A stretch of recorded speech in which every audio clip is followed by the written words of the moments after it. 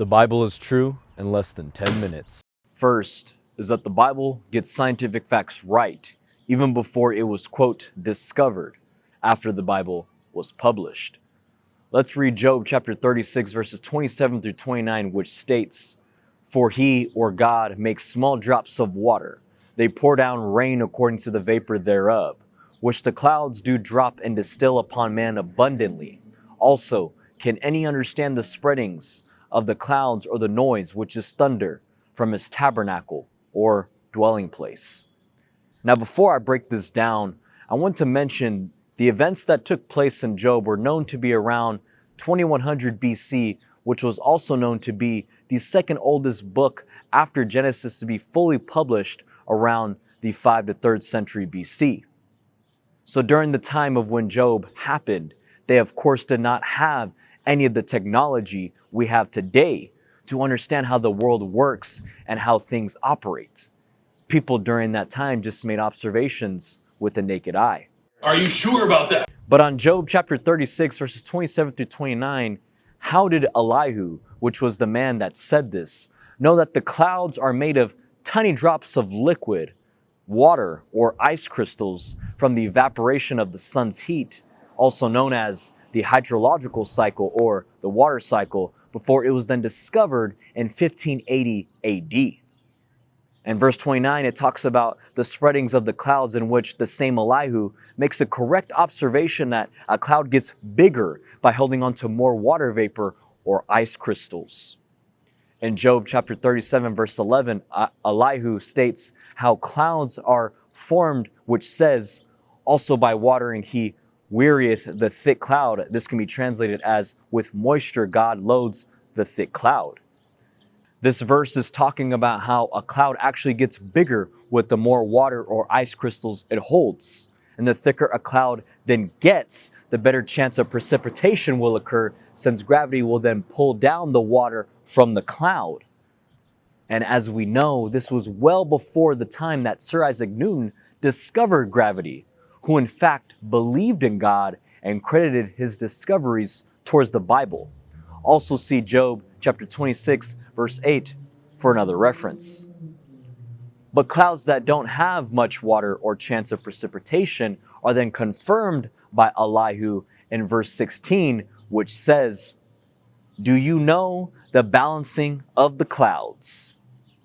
Elihu makes an observation that something is holding up the clouds.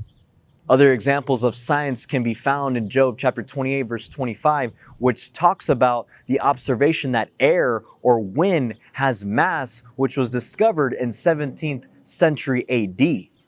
Job 9:9 talks about astrology, which states, "Which maketh," talking about God, "Arcturus, Orion, or Pleiades, and the chambers of the south." Arcturus is a constellation that is grouped with Pleiades or Orion, what is also known as the Great Bear or Plowman. Chambers of the south can mean in this verse the many constellations in the southern sky, which contains Orion or Pleiades, which is nearby. Critics will then say, around this time it was written, people did not know how to write, and writing was not invented yet when the time when Job was written. Okay, then explain to me what Job chapter 19 verses 23 through 24 means, which says, "Oh, that my words were now written.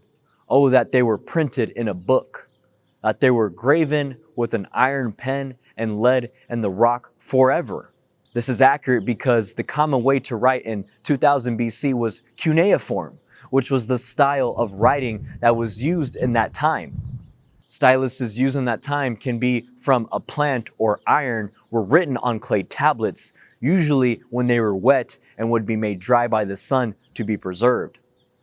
Last example is in Isaiah chapter 40, verse 22, which says, "It is he, or God, that sits upon the circle or sphere of the earth." This denotes that the earth is round before it is then discovered by Eratosthenes and other Greek philosophers in around 5th to 3rd century BC, which was after the prophet Isaiah said this in Isaiah 40:22, which was written in 800th century BC. Second, we're going to look at cryptology. Scholars have used cryptology, which is known to be the study of finding encrypted messages. Another word to use is equidistant lettering, which is the skipping of the Hebrew letters in the Bible that reveal encrypted messages. I won't explain any more, and I'll just show you this video which will explain it a whole lot better than I can. Let me give you the basic concept. Grant Jeffries has a great chapter, just one chapter, but in his book called The Signature of God about this topic, the Bible codes. Here's the concept. If you take the Hebrew language, and only the King James-backed Hebrew, by the way, and you put it in a computer with every single letter in a continuous string of letters, you can make like an acrostic, and by skipping letters, you end up with finding other words hidden in there. For instance, in every 13 letters in Deuteronomy chapter 10 spells out in the bitter sea of Auschwitz, the famous concentration camp for Adolf Hitler. Every 22 letters spelled out Hitler. Other phrases found in this passage were all kinds of things dealing with Adolf Hitler. How can that be? Not just in the text, but in the skipping of the letters. These are some of the things found just in Deuteronomy and Numbers about Hitler. In skipping the letters, you find Hitler, Auschwitz, Holocaust, the Holocaust, crematorium, Poland, plagues, the Führer, Eichmann, king of the Nazis, genocide, Auschwitz, Germany, Hitler, Mein Kampf. I mean, it may be just a little more than coincidence that these things are hidden in there. There must be a reason for that. If you count in Proverbs chapter 30, every 22nd letter spells out Jesus. There must be something to it. Clear back in the 16th century, long before they had computers, one rabbi said the secrets of the Torah are revealed in the skipping of the letters. Here's an example of how it can work. Rips explained that each code is a case of adding every fourth letter to form a word. R, E, A, D. Read the code. You skip every 4 letters, there's a hidden message inside this sentence. That's what Bible codes is all about. Is there a hidden message inside the Bible? In addition to the message you're reading, is there something else in there? It's pretty interesting, right? Well, last point, thirdly, let's look at the historicity of a world flood as it is mentioned in Genesis chapter 7, verse 11 and onward in that chapter.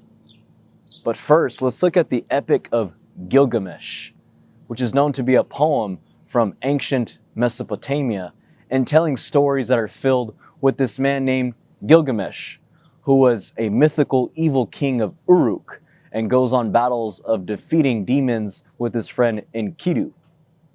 After his friend passed away from a temptress named Ishtar, Gilgamesh goes on the quest of trying to become an immortal man. But throughout Gilgamesh's journey in becoming immortal, he meets a man called Utnapishtim, who was granted immortality after surviving a great flood. Wait a minute, a great flood? In fact, sources say in the Epic of Gilgamesh, Utnapishtim was saved from the flood because he was warned by the god of Ea to build a boat. Ea's warning allowed Utnapishtim to survive the flood, and as a result, he was granted eternal life. Now, from this observation, we can make that the great flood in Utnapishtim's case was a direct inspiration from Noah's Ark's great flood in the Genesis account, because the Epic of Gilgamesh was written around 2000 BC, which is well after Genesis was written and preserved to be around 3000 BC, those events taking place.